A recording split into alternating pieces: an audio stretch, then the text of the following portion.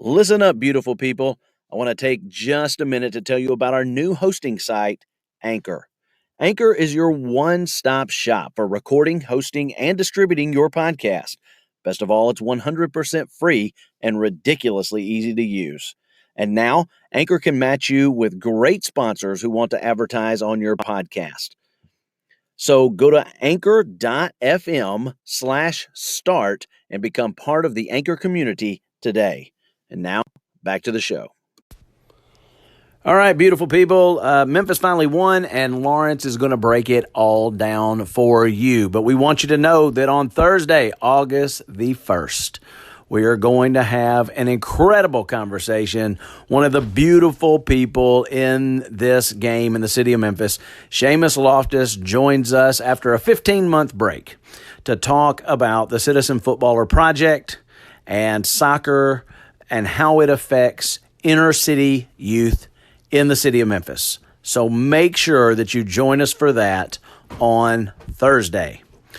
All right, here's Lawrence. Sit back, relax, enjoy. Alrighty, folks, welcome into another brand new edition of the 901 Soccer Podcast. I'm your host for this episode, Lawrence Docker. You can find me on Twitter at LDoc93. You can find the 901 Soccer Podcast on Twitter at 901 Soccer Pod. You can find us on Facebook as well. That's facebook.com, and we are just 901 Soccer. It's a happy, fun, entertaining show this time around, I hope. Obviously, Memphis 901 FC, big winners, 2-0 over the Ottawa Fury on Saturday night in some USL regular season action. They get all 3 points. We're here to help break it all down for you.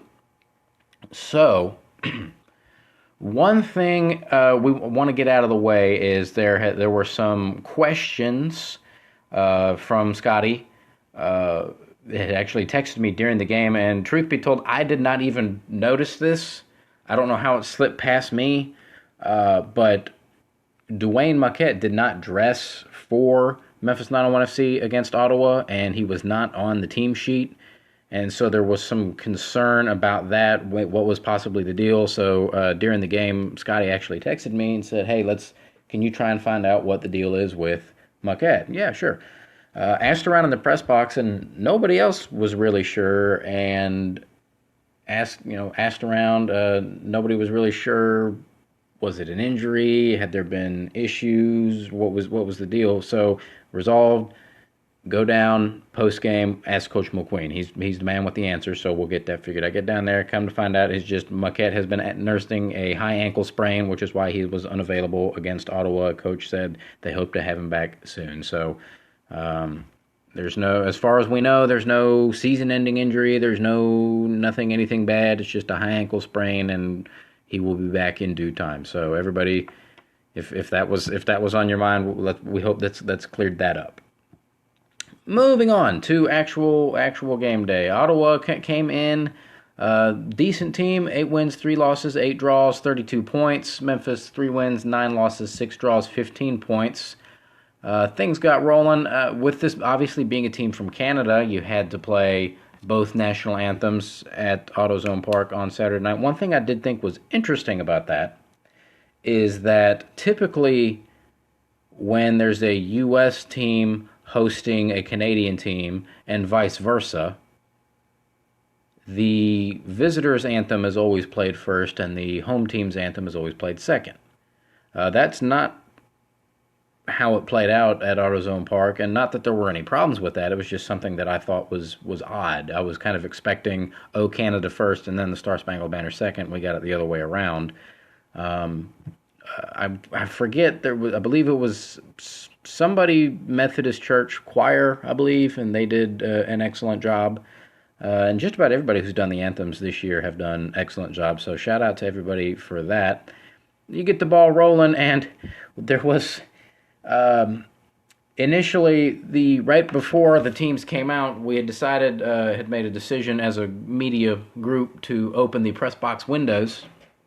And as the smoke flares went off, there was so little breeze that the smoke was just kind of hanging, and there was concern about a repeat of the fire alarm mishap from the Nashville game. So everybody decided to shut the windows. And not that it was an unpleasant night out, but it was much cooler inside than out. So I guess it's that was cool. No smoke, no fire alarms went off, so that's all good. In terms of the actual game, it was kind of an interesting start. The first half was, I think you could say, was more. I don't want to call it flopping, but there were a lot of people who were down, really, for both teams, very, very often. And that's not something we've seen a lot of at Memphis games this year, I don't think. There was really only one where there was, I'd say, maybe there were 5-6 minutes in. I think it was Leston Paul and Gagnon Lapierre for Ottawa, Gagnon Lapierre. If it's being from Canada, there's a very good chance that that's a French pronunciation. It looks like they had knocked heads and they were down in front of the Ottawa bench for a minute, but then they both got up and appeared to be fine. There was Adam Najem went down at one point in a heap in front of the Ottawa bench. 3 or 4 Ottawa players were down. De Freitas, I believe, he was right at the edge. I guess you could say it's where second base would be if it was a baseball layout. It was right there, kind of just past that, where the dirt-covered grass, where the grass-covered dirt turns into just regular grass. And De Freitas for Ottawa was down, and he was quite obviously in some distress. And then you saw the replay on the Jumbotron. And if I'm not mistaken, I think the Bluff City Mafia got a "Bring Out Your Dead" chant going for that. I thought I only heard it maybe once or twice, which I know there had been some banter with Nashville about that, and I didn't hear it during that game. And then I thought I heard it in this game. So if that was the case, if y'all over at the Bluff City Mafia, that's I'm going to give you all a shout out and a high five for an excellent Monty Python reference right there. But anyway, so while De Freitas was down, the replay pops up on the Jumbotron showing the quote-unquote incident. And he didn't, not only was it one where you're like, oh, that's not a foul, or get up, he didn't hit you that hard kind of deal. No, this was an incident of, he didn't get touched.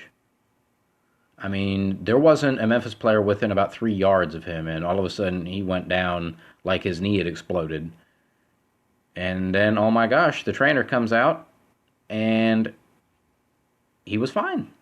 Up, bebopping around, ready to go. Somebody in the press box, believe it or not, I think it was Caleb Hilliard, also of the 901 Soccer Podcast, made the joke that the name on the back of his jersey was Thiago, and since he's Brazilian and your name's Thiago, you're going to be falling down a lot, which it got a laugh out of me. I don't know if anybody else heard it or not, but I thought that was rather amusing.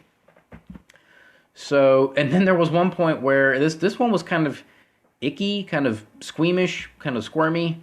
Cam Lindley took a knock in the head, and he seemed, he's checking his face. It's like, is he bleeding? Somebody, it might have been me, you can't say for sure. Somebody made the joke that he was doing the old Mark Gasol routine of anytime there was contact anywhere on his body where he immediately started checking his nose for blood. I thought at first that's what Cam Lindley was doing, and it turns out his eyelid was out of whack. And I don't know if that was maybe just an issue with a contact lens or if he took a shot too hard. We saw him in the hallway in front of the locker room postgame, and he seemed just fine. Didn't get a chance to ask him about that, but the first half, not a lot of chances. What chances there were, Memphis had. Lagos Kunga, a couple of good runs. Brandon Allen, a couple of decent chances. There was one where another incident of players falling down all over the place. Kunga took a shot and it got blocked. And then whoever the defender was kind of got tangled up with Kunga, and they both fell down, and it looked like Kunga landed on his head. And they both ended up getting up and were both fine. There was another scenario kind of at midfield towards the stand side instead of the bench side where 4 players all kind of ran in for a ball and all just kind of ran into each other, almost like it was a U6 game, and they all just went and got laid flat out, and there wasn't a call on anybody. So the first half, not of fantastic exhibition of soccer. I believe Ottawa outpossessed Memphis. I think it was 59-41, if I read the halftime stats correctly. And then you start the second half, and Memphis. Oh, there is one key match incident that there was discussion in the press box, and want to give a proper shout out to Tim Van Horn for knowing the laws of the game. There was a question where the goalkeeper for Ottawa had made a save and comes out, and everybody kind of clears out, and he starts bouncing the ball, and Brandon Allen took it and somehow was unable to put it in the back of the net. But in any case, apparently it didn't matter because the referee blew for a foul. And so there was question is that if he bounces it, is the ball not back in play? And shout out to Tim Van Horn for understanding Law 12, saying if the goalkeeper was bouncing it, it is still considered in his possession. So that got that cleared up. And then the second half, you started to worry a little bit because Ottawa did have one halfway decent chance at the end of the first half, and then the first 7, 8, 9 minutes of the second half, most of the chances went to Ottawa. Jeff Caldwell came up with a really, really big save on Francois, and you're sitting there going, you know what? This might be happening again. It felt like Ottawa was really cranking up the pressure. That didn't end up happening, as immediately after Caldwell made that big save, Memphis came down, earned a corner kick, and put the ball in the back of the net, and it's 1-0. And as Coach Mulqueen is fond of saying, he said it a couple of nights ago against Nashville, and he said it Saturday night against Ottawa. Goals change games. And that goal really, for whatever reason, that goal just sent Ottawa into just this shock. And I don't think they had another real chance the rest of the game. Not only did they not have a real chance the rest of the game, but 2 minutes later, it felt like Memphis came back down and scored again. And it was really some excellent work by Cam Lindley and then Brandon Allen. Najem got the shot off. Wasn't the greatest shot in the world, but Irving, I believe it was, in the Ottawa goal, absolutely 100 million % should have saved that shot from Najem. That was just bad goalkeeping. And I believe it was Greg Gaston of 560 asked Coach McQueen after the game. He said he asked him to compare the play of the two goalkeepers, as you know, Coach McQueen has been a renowned goalkeeping coach. He asked Coach to kind of break down the differences between the way the two goalkeepers had played, and Coach McQueen said, "To me, goalkeeping is very simple. If you make the saves that you're supposed to make and then pull a worldie out, that's fine, but your job as the goalkeeper is to just do what you're supposed to do and make the easy saves." Jeff Caldwell did that very well against Ottawa. And then Coach McQueen said, all the credit to Najem for getting the shot off and putting it on frame, but Irving really should have done better with that. And I don't think that there's really anybody that's going to disagree with Coach McQueen on that, because it really shouldn't have been a goal. Again, as Coach said, all credit to Najem for putting the shot on frame, which is something that Memphis really struggled to do for the first half of the season. There was too many times where there would be 3 or 4 players in the box just kind of buzzing around and nobody was willing to shoot the ball. And they're willing to shoot the ball now. And there were actually, Coach McQueen touched on it, a number of other players touched on it, that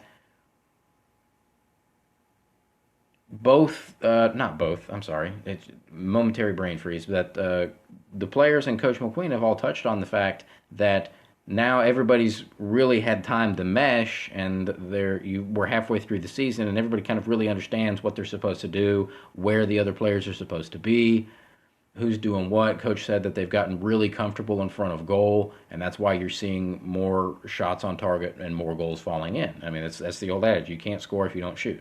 And now they're shooting, and they're scoring. That's 2 consecutive home games with 2 goals. I don't know that that's really happened at AutoZone Park this year. But that's always good to see. And Coach McQueen said, since the second half, since halftime of the Red Bulls 2 game last Saturday, Memphis put together 3 impressive halves of soccer. They were the better team, obviously, in the second half against Red Bulls 2, as they came back from down 2-0 to tie the game at 2. Better team in the first half against Ottawa, even though it stayed 0-0. And then the better team in the second half against Ottawa, you get 2 goals and grind out the win. And that first goal really sent Ottawa into I don't want to call it a tailspin.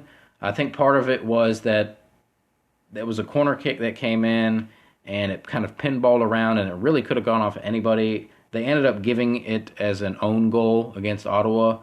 Maybe Brandon Allen could have gotten the last touch on it. I know he got a touch on it, but I don't know if he got the last touch on it. And that seemed just kind of almost to quite, it put Ottawa right on the edge. And then that second goal from Memphis, I think, broke them. And they just said, you know what, it's just not our night, mail it in. Ottawa didn't go without a fight, and what I mean by that is not that they kept fighting on the field and kept trying to score, is they just wanted to fight.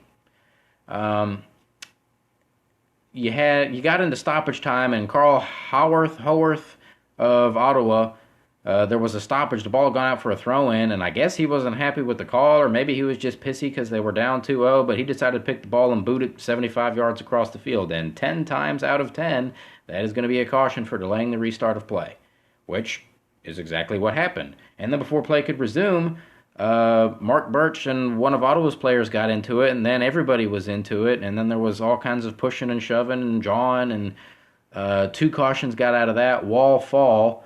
By the way, what an awesome name. Wall Fall. Somebody pointed out that he was German, but Wall Fall and Leston Paul were both cautioned for unsporting behavior in that whole little brouhaha. And then there was Francois for Ottawa, even after everybody it was all done and dusted, the goalkeepers had gone back to the goals, everybody's ready to restart play. Francois for Ottawa was still popping off and running his mouth at 6 or 7 different people for really no apparent reason other than he was just running his mouth. Full-time whistle goes, 2-0, Memphis wins, and then Ottawa continued to be sore losers. They went after Memphis players, they went after the referees, and it didn't get ugly, but it got ugly. And you know what, Ottawa, that's disgraceful.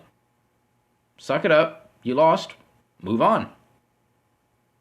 At no point were you screwed by the referee. At no point were you the better team. At no point did you earn the right to act that way. But I will say this, if anybody doubted that Memphis 901 FC is taking on the identity of Memphis, that all got thrown out the window on Saturday night against Ottawa because the fans loved it. All the grit and all the heart and all the toughness and all the we're not going to back down that you used to hear from the Grizzlies once upon a time, that was on full display in those last couple of minutes against Ottawa. And I think that was just fantastic. Only other note I've got for you guys, the attendance was announced at 6,614. Not as high as the last 5 games at AutoZone Park, but considering that you've got a golf tournament in town this past weekend that had basically every awesome golfer in the world minus Tiger Woods and Ricky Fowler, I think that's a very respectable crowd. Total attendance for games at AutoZone Park on the year, 82,119. You divide that by 12 games, the average is 6,843. So year one, you're averaging 6,800 halfway through the season. Not too shabby. All right, I think that will do it. We're basically almost run out of things to say, I guess. Want to say thanks to everybody for listening. Want to say thanks to everybody for continuing to show out and support the boys in blue. It's going to be a while before the next home game. I believe it's 2 weeks, just under now, until the next home game on August the 10th. And then we got a long break between that. I think it's just over a month, August 10th, and then September. I can't remember, but there's 4 home games in September, but only 1 in August. So that's going to be a rough little stretch of not being able to go down to AutoZone Park on a Saturday night and watch the 901 FC play. But y'all keep showing up. Bluff City Mafia, you keep doing your thing. Everybody just keep on listening right here on the 901 Soccer Pod. Thanks again. I'm Lawrence Dockery. You can find me on Twitter at LDoc93. Find the 901 Soccer Podcast on Twitter at 901 Soccer Pod. Find us on Facebook at 901 Soccer. Thanks again to everybody for listening, and we'll talk to you next time.